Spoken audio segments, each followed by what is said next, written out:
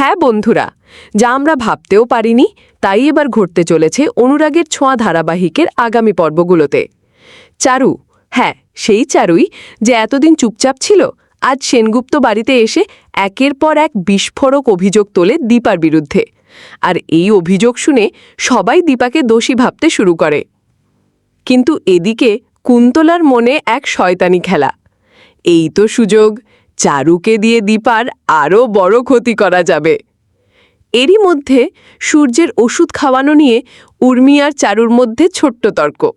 কিন্তু সোনা যখন বলে, কাকিয়া চারুই আমার আর বাবার খেয়াল রাখুক, তখন উর্মি চুপসে যায় আর সোজা চলে যায় কুন্তলার কাছে সব কথা বলতে। কুন্তলা খুশি, কারণ তার হাতে এবার এমন একজন এসেছে যে দীপাকে শেষ করে দিতে চায়। সে চারুকে ডেকে বলে, তুমি কি সত্যি প্রতিশোধ নিতে চাও দীপার থেকে? চারুর চোখে জল, কণ্ঠে ক্ষোভ।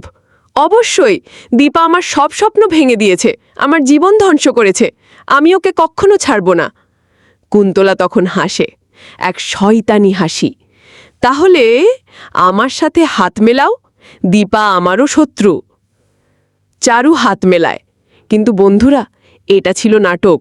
হ্যাঁ, চারু আসলে চায় কুন্তলার আসল মুখ সবার সামনে আনতে। ধীরে ধীরে প্রমাণ জোগাড় হয়, আর একদিন চারু ফাঁস করে রুডি আসলে কুন্তলার নিজের ছেলে। বন্ধুরা, এবার কি হবে কুন্তলার পরিণতি? চারুর এই অভিনয় কি দীপাকে বাঁচাতে পারবে? কমেন্টে লিখে জানাও।